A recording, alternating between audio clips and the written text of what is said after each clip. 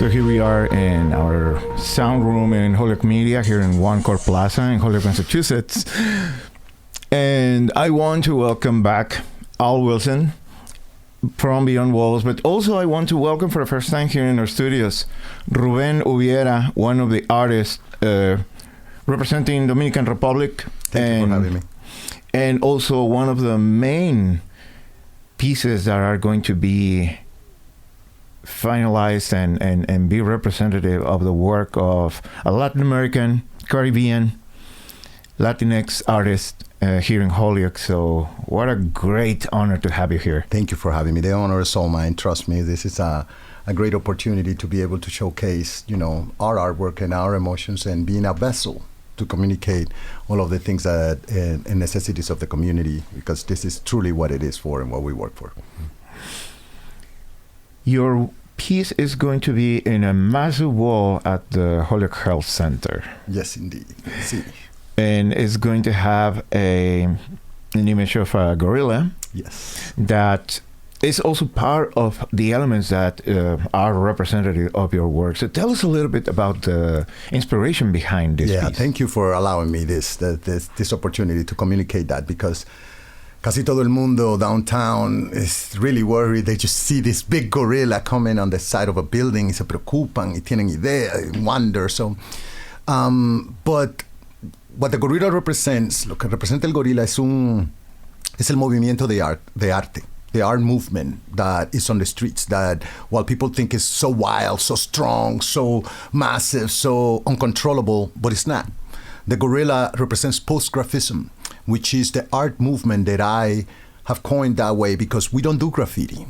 I don't know how the other artists feel, but I myself, I don't do graffiti. I love graffiti and I exalt graffiti writers. I think graffiti writers are the sharks and that keep the art where it's supposed to be.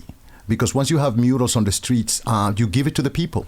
And those who are at the tip are the graffiti writers. They don't get paid to do what they do. They rappel from buildings to do what they do. They do all of these things illegally. So they actually added an edge to being an artist for the first time. Artists are like, oh, it's a bad boy. So I applaud graffiti writers and I learn a lot from them. I learn more from them than from the museums. I see them create with their own do-it-yourself kind of attitude, and what comes out is amazing. So the gorilla represents a lot of that.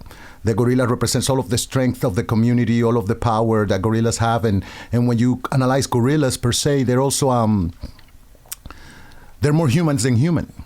When people say, oh, be more humane, I'm like, be more animal. Are you crazy? The humans are the worst thing that has happened to this planet. So I think that is just a representation, a strong representation of what happens. And it was originated in Wynwood because I went to the galleries to show my work at the beginning.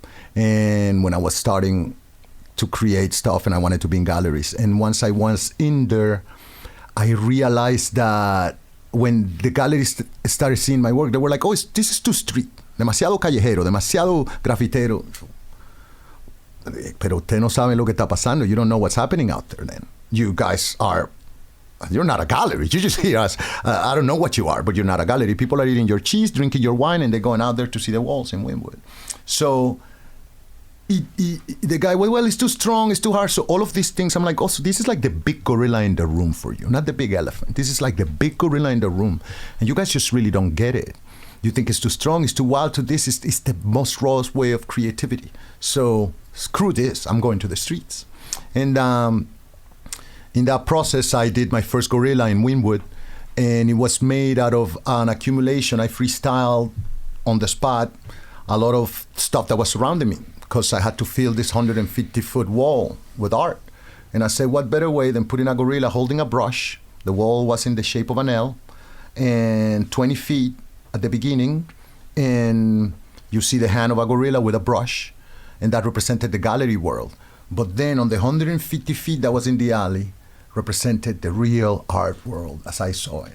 And I painted people that were on the streets, people that live around the community, the people that helped me build the mural and paid for the supplies, the person that gave me the wall and his family, my family, cafecito, dominó, mofongo, música, bachata, todo, everything, mi familia, todo lo que me hacía a mí, que mi familia me respalda mucho y la veo poco. Entonces, after that, I just won Best Street Artist in Miami from votes from, I believe it was Miami New Times at the time. And that was my first mural. So I was really scared because I love all of the artists that were in the area and the global artists that came in and the many ones that had spent so many years working. And I was like, oh my God, what did I step into? But it was opposite. A lot of people just kind of respected me, gave me a tap in the back and a pat in the back, and I started realizing that I had a lot of support from the community, and I kept on working, and the rest is history. After that, galleries, museums, everybody wants the gorilla. So in order not to be a one-trick pony, I kept on freestyling stuff inside of the gorilla, so my gorillas are unique and you can recognize them right away. So I'm hoping to put a lot of the Holyoke community and everything that Holyoke represents and what I've seen on the mural, so that way it's not going to be just a gorilla. And people have been freaking out. They don't know what to expect. What about the children? What about this? But it's a hospital. I'm like, hey, don't worry about it. It's not my first catwalk. So it's going to be pretty interesting. So how has it been for you after being here for a few days already to see the interactions with people, the community, the different places in downtown Holyoke? The community is amazing. La comunidad es increíble. Ayer yo estaba con Boricua que me invitaron a un club y me dieron cerveza y me querían la comida. It's like everywhere I go, people are incredible to me. And I believe that, you know, my art has... I try to influence my art with a very positive aura. I believe in two powers, dos poderes que corren el universo. Amor y miedo. Fear and love. Those are the two powers that have ruled the planet. From the first time a man climbed up butt naked with a spear and his whole family over a mountain and said, look at the horizon, how beautiful. And in that other mountain, another family climbed up. It's like, oh, what is that? So love and fear rule the universe. In my painting, I try to influence it with that because it's the reality that we live with. And I think that when you put good vibrations out there and good energy, bad energy can't stand in front of good energy. It just hates it. It's like it leaves it like roaches. Good energy calls everybody, and even the people that are sad or the people that are with problems, or even the people that have a bad energy start turning into good energy. And it's incredible because good energy is contagious. And as people start seeing other people doing good, you don't feel good until you do good. It's impossible to feel good without doing good. You cannot go home and feel that you've accomplished something if you haven't accomplished anything. So all of these things, I believe that when you bring it, people that have that same vibration just approach you and approach the wall. And in a parking lot like that, at the health center, the amount of people that are passing through that every day. I usually work at night. My family, when I was little, they used to call me Don Batman because I was into cartoons and Batman, my favorite character and everything. But I'm a creature of the night. I painted since I was little. I was always drawing at night and my own tables, and my family always gave me stuff to do. So at night is better because the atmosphere is not as wild. People are more calm. After 6 o'clock, people just forget about work, forget about all of the rush of the hustle and bustle, you know, and the heat of the day and everything. Is just a better temperature, less chances of rain, less chances of bad weather. Everything just turns more calm. And I love to play a lot of music. I love to barbecue. We're going to be barbecuing for everybody that wants to come by. And now you know it. Al, I'm putting you in the spot. But we're going to be barbecuing. I love barbecue. I love food. And it's part of my inspiration in life. I go where there's good food. Because if you're doing your things right, you're going to have to eat 3 times a day. So might as well enjoy it. The health center serves such an important role in the community. Hell yeah. And it serves all walks of life. Yes. And we see that, and we feel that in, you know, meeting the people that work there and their leadership, salt of the earth, so embedded in the community. So it's a wonderful organization to work with, and it's a wonderful wall, obviously, for Ruben to have for this piece. And also thinking And thanks for bringing the aspect of you being more nocturnal, preferring to work on that time. But I wonder, how is it for you also having that particular set of light for you to put that color to make sure that the way it's going to look once daylight comes and people come by and see, wait, something changed here. Wait, this grew. This is now getting more and more and more close to completion. So how is that process on you? I think that's the best part of it. But one of the things that my father used to say since I was young was, you cannot improvise experience. So I've been doing this for a long time. So I follow color theory very carefully. And with color theory, I already know what kind of emotions I want to dig out of people. If you put a blind man in a red room, his heart rate goes up. If you put him in a blue room, his heart rate goes down. His vibrations that come to you. So again, love, vibrations, you communicate these things and put colors. Do you ever wonder why everything that has to do with the mystical is in purple and gold?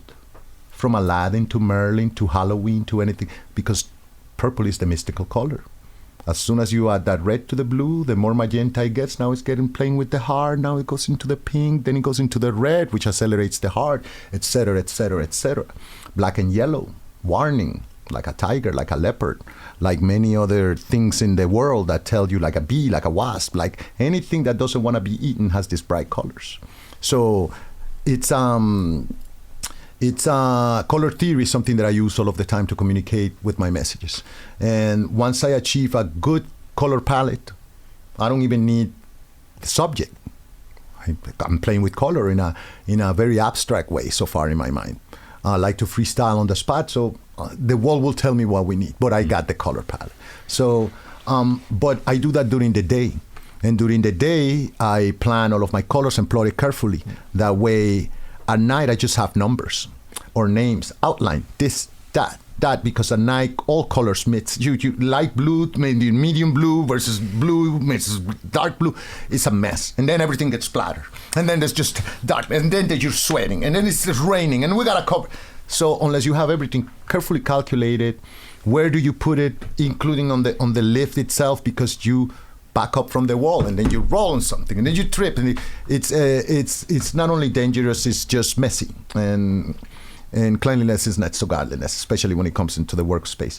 So I work that way, and I love it because colors as themselves, they are something, but when you mix it with others and match it with others and butt it up to others, it creates something else, and it's like society. It's pretty funny and interesting to see and how people react to it. And I love it when they think that the sketch is done, the mural's done, and next day they're like, whoa, and then after that, what the hell?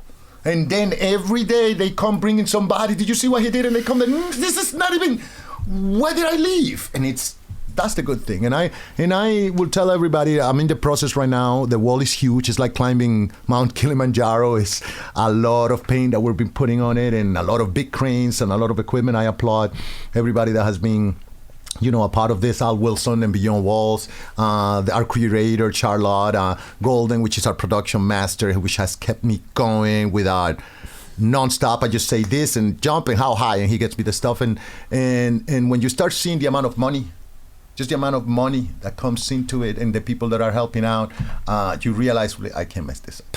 This is like we're playing with fire right here. So I dedicate myself to it. But I love seeing, to answer your question, the reaction of the people and how these color conceptualizations that I do in the middle of the night,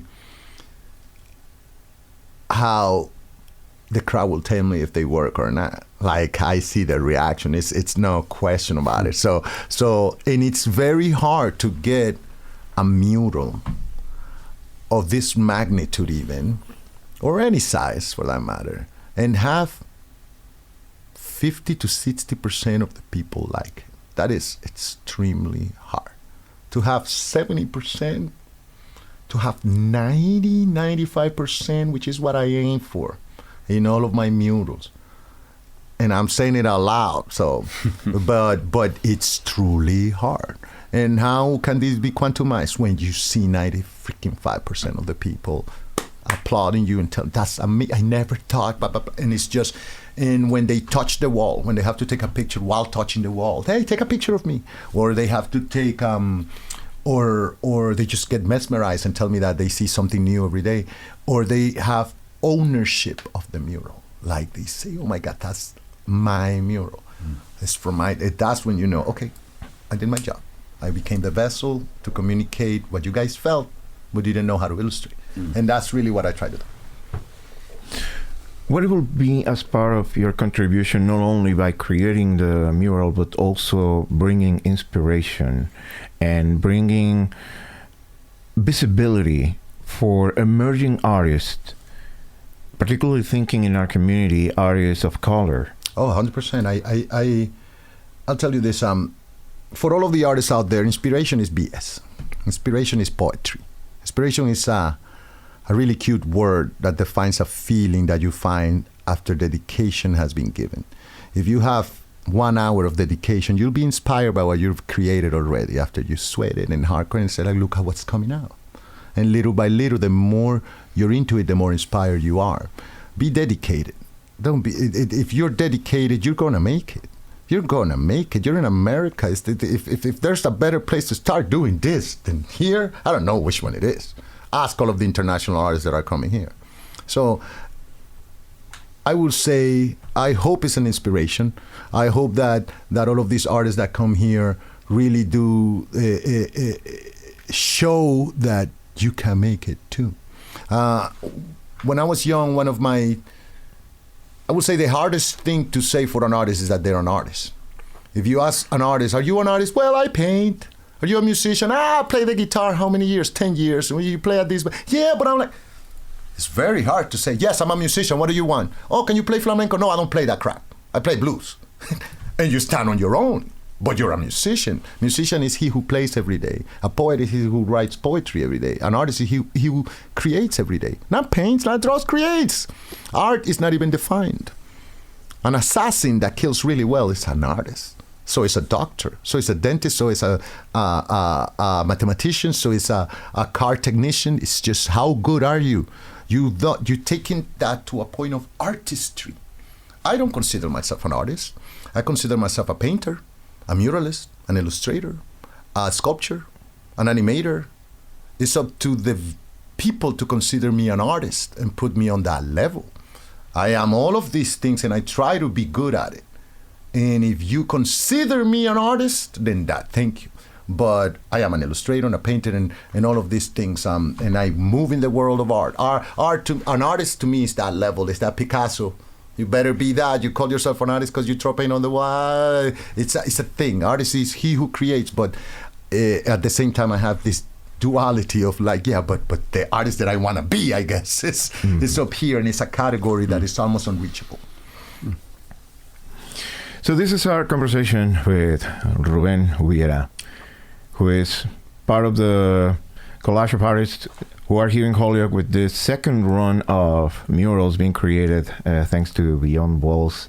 And currently this mural is on the works at the Holyoke Health Center here in downtown Holyoke. Any message for our community?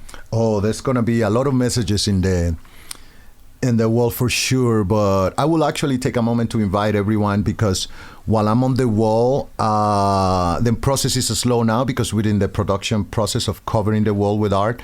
But once the spray paint arrives, because it's been shipped, should be arriving tonight, the process gets much faster, and I will invite everyone to bring blankets, come to the parking lot, come and watch the process because it gets really fun and it starts spreading really fast. There's only one time to watch it, is while it's being done. This process doesn't happen all of the time. For all of those people that wonder, how do they make those murals? How do they do this? How is it that they scale this and do that? Well, this is the chance to see it. And in Wynwood, where my studio is and where I do a lot of my art in Miami, and a lot of people take the time to do that and they enjoy it, and it's a pretty cool experience. And we're gonna time lapse it. We're gonna try to make sure that everybody gets to see a lot of that. But yes, and as far as a message, I would say love more.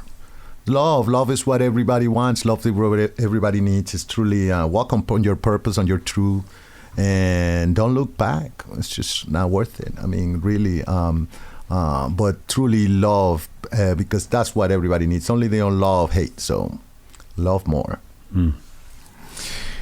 Al, there are still some activities happening with this second run of the murals here in Holyoke with Beyond Walls, and there is a walking tour coming up. There is. On the 28th, we're leading a tour, I believe from Nueva Esperanza, but there